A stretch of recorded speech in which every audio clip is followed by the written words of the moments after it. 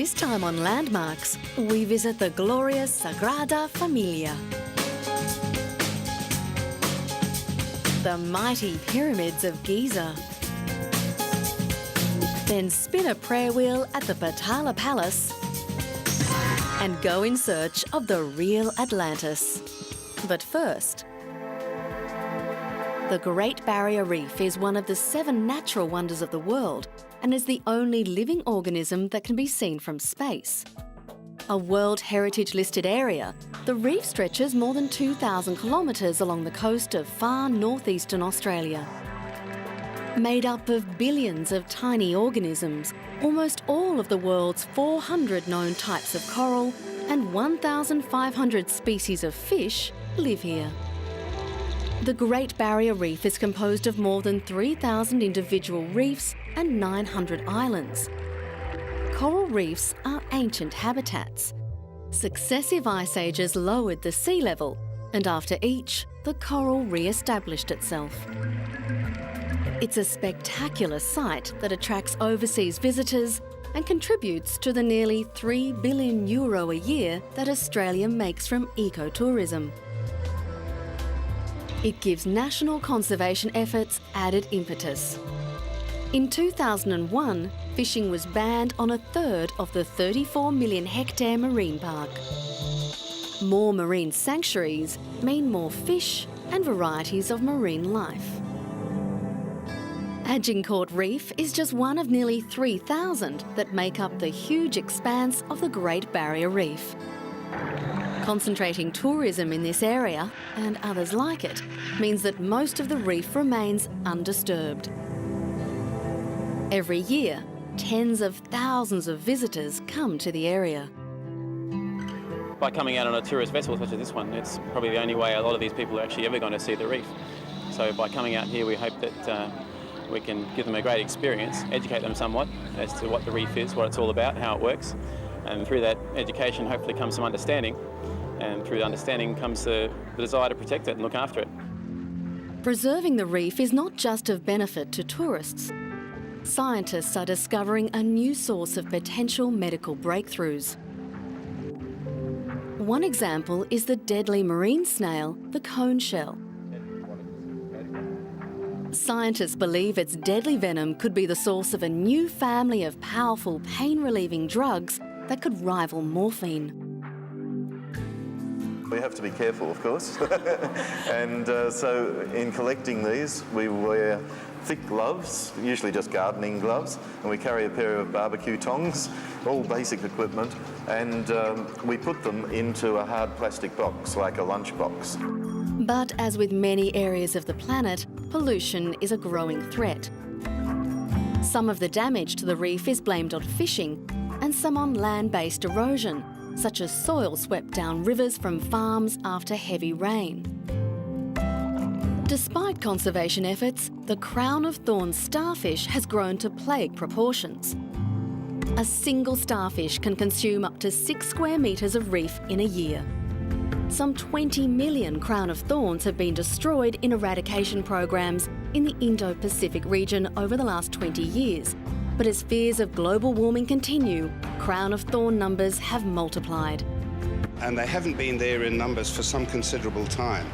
And there's some very critically important corals in the Whitsunday area that are under threat. In the past decade, conservation events have been better coordinated. The Australian government has implemented a program to help manage the massive job of running one of the largest marine parks in the world.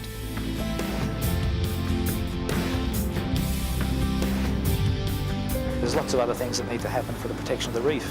You're probably aware of the issues of water quality and the unsustainable fishing type practices. All those are being addressed through other means. So the Representative Areas Program is obviously a very important part of it, but it's certainly not the only step that we're doing or need to do. Coming up, the Sagrada Familia.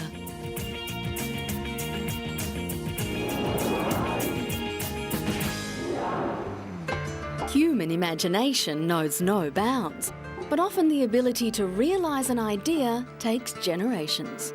Barcelona's most famous landmark, the Sagrada Familia, or Holy Family Cathedral, is a fine example of how an incredible dream can become a fantastic reality.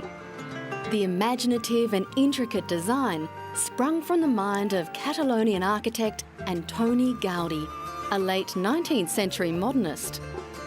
Work on the cathedral began in 1882, and he was to work on the building for the next 40 years, devoting his final 15 years exclusively to the project. Every part of the design of La Sagrada Familia is rich with Christian symbolism, as Gaudí intended the church to be the last great sanctuary of Christendom. Its theme is the biblical account of the Nativity, the birth of Jesus at Christmas, and it's ornamented in a Baroque fashion with motifs of animals and plants. Gaudí's building attracts millions of tourists from around the world. A Gaudí-designed hotel was submitted in the competition to replace the now-destroyed World Trade Center Twin Towers in New York. The plans were based on Gaudí's 1908 design for the then world's biggest hotel. Those submitting the plans claim the hotel was even planned for the same site. The futuristic design remains relevant and has struck a chord with some New Yorkers. It's so beautiful and it looks so modern. Absolutely amazing. I think this city is beautiful and unique as it is, and with that, it would just bring a new spirit. Gaudí died in 1926 with his masterpiece unfinished and was buried in its midst. The design is now being completed based on reconstructed versions of the lost plans. Jordi Bonet's father works side by side with Antoni Gaudí. He is completing his father's work as chief architect of this project. Today, we try to combine computer technology with the old ways, to try to achieve Gaudí's elaborate form of architecture. His way to define arches and columns make it indispensable nowadays to use advanced technologies so we can gain some time to finish the building.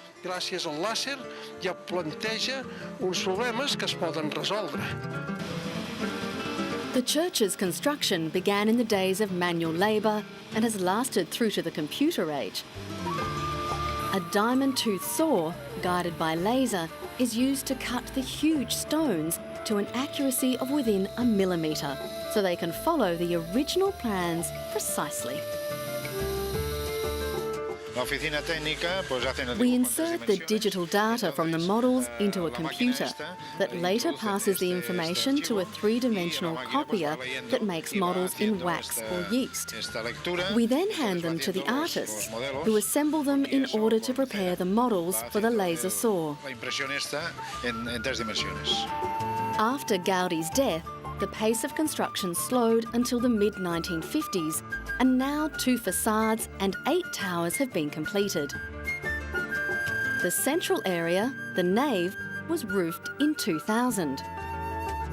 The plans call for a total of 18 towers, reaching between 90 and 120 metres. They will surround the largest tower dedicated to Jesus Christ.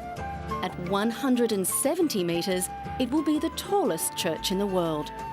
When it's complete, this massive church will be able to host a congregation of 13,000 people. We don't really know when the church will be finished. Maybe 30 years from now, maybe more. We will start building the biggest tower in a couple of years. We can't know mainly because with technology advancing so fast, it's difficult to make forecasts.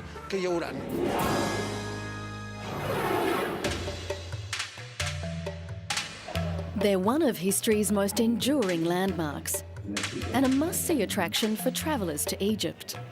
Every year, thousands of visitors flock to see the pyramids near Cairo. The site contains the Great Pyramid of Khufu, the Pyramid of Khafre, the Pyramid of Menkaure, 8 subsidiary pyramids, and thousands of Old Kingdom tombs. The Great Sphinx also lies on the site in an Old Kingdom quarry. The ancient monuments are the last remaining original wonders of the world.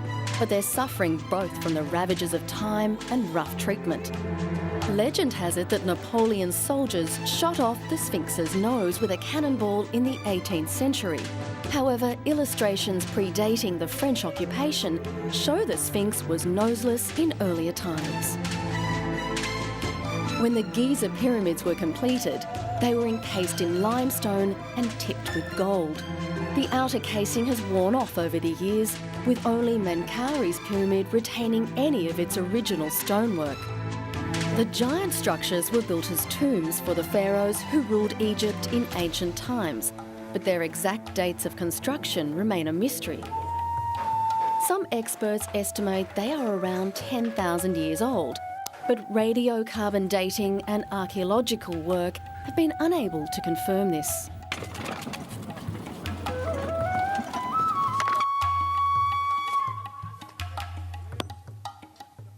Whatever their age, there is no doubt that they were an unsurpassed feat of engineering. The 60 to 80-tonne stone blocks were transported from a quarry hundreds of miles away and put together with amazing precision. Archaeologists recently discovered the quarry used to build the pyramids, about 600 miles south of Cairo, buried under 100 cubic metres of sand. The chunks of stone were hewn from the quarry and transported by boat along the Nile River.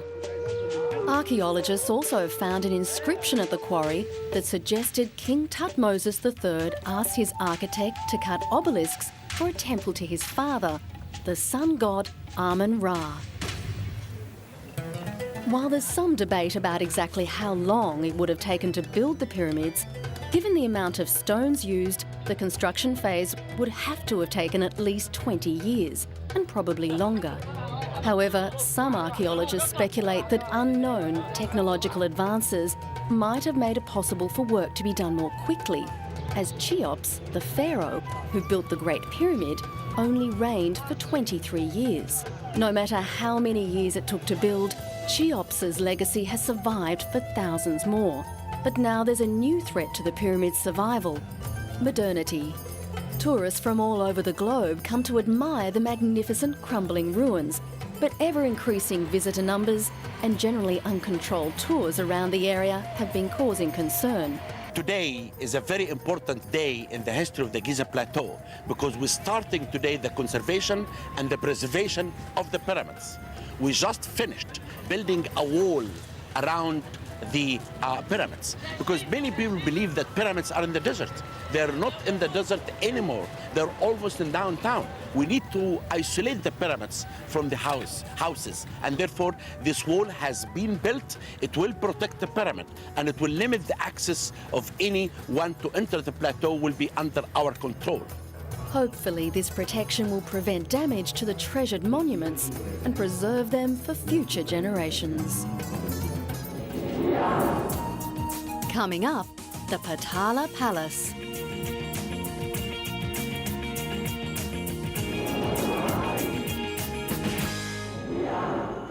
Some buildings have significance beyond their architectural value. The Potala Palace in the Tibetan capital of Lhasa is one. The UNESCO World Heritage Site is situated at a height of 12,000 feet, nearly 4,000 metres, overlooking the Lhasa Valley.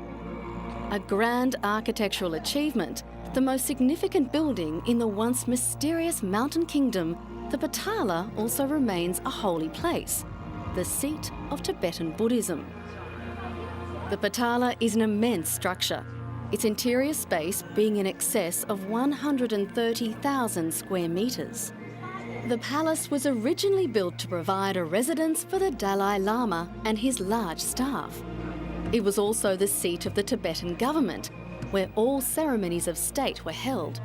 It housed a school for religious training of monks and administrators, and it was one of Tibet's major pilgrimage destinations because it held the tombs of past Dalai Lamas. Within the White Palace are two small chapels dating from the 7th century. They are the oldest surviving structures on the hill and also the most sacred. It was from here that the 1959 Tibetan uprising against the Chinese occupation began. Its failure forced the 14th Dalai Lama, seen here, and thousands of others into exile. The Dalai Lama and many of his followers now reside in the foothills of the Himalayas in Dharamsala in northern India. Unlike most other Tibetan religious structures, the Patala survived relatively intact. It was not sacked by the Red Guards during the 1960s and 70s, apparently through the personal intervention of Chu Enlai. As a result, all the chapels and their artefacts are very well preserved, despite the last known renovation being in 1922. But finally, the building has been the subject of Chinese renovation. More than $40 million was spent on restoring the 13-storey, 400-year-old palace. No one has argued about the need to maintain the Tibet Autonomous Region's most important building. The most critical thing for us is to continually protect the Patala Palace. We work on this every year. It is different from other structures. It needs to be painted and the wood panelling needs to be replaced on a yearly basis. This way we can keep it in good condition for some time. In recent years, China's rapid economic expansion has extended to Tibet. However, throughout the Patala's renovations, there were concerns about the quality of the work being carried out.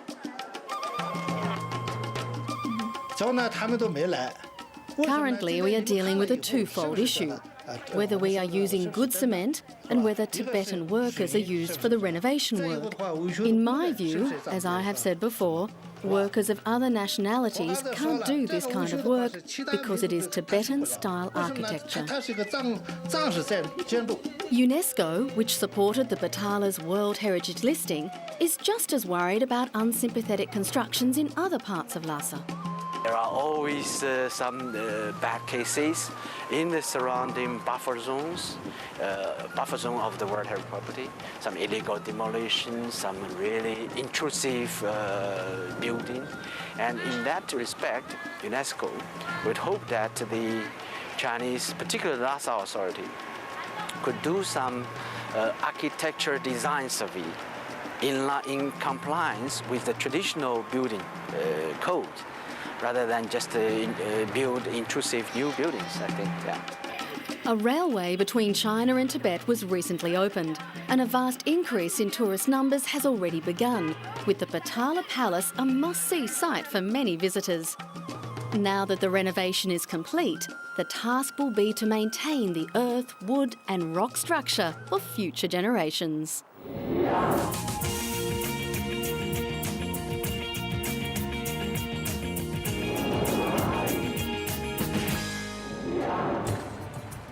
The Mediterranean island of Cyprus is one of the cradles of modern civilization, and stories from its ancient culture have been passed down to us. Some stories are the stuff dreams are made of, myths, and are proof that not all landmarks in this series need to be monumental or natural wonders. Iranian-American author Robert Samast is setting out to prove one is true. He believes the lost city of Atlantis lies near Cyprus. Through careful reading of ancient texts and cross-referencing with modern scientific data, he believes he has traced the location of the mythical super city.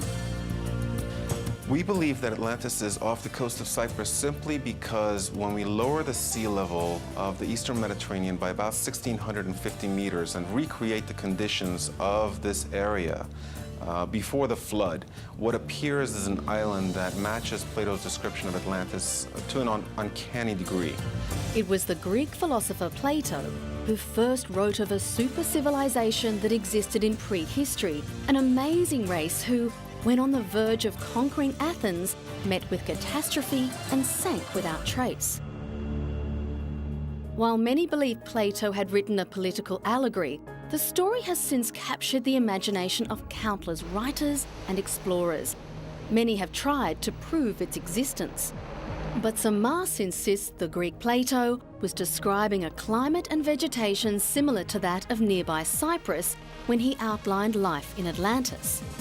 Plato, who was alive around 400 BC, speculated Atlantis was thriving at least 10 millennia earlier and would have enjoyed a climate similar to fertile Cyprus. I mean, the Egyptians said that these people were living to us about 11,000 years ago, and yet the way they're described is an incredibly powerful and yet gentle, loving, and altruistic race.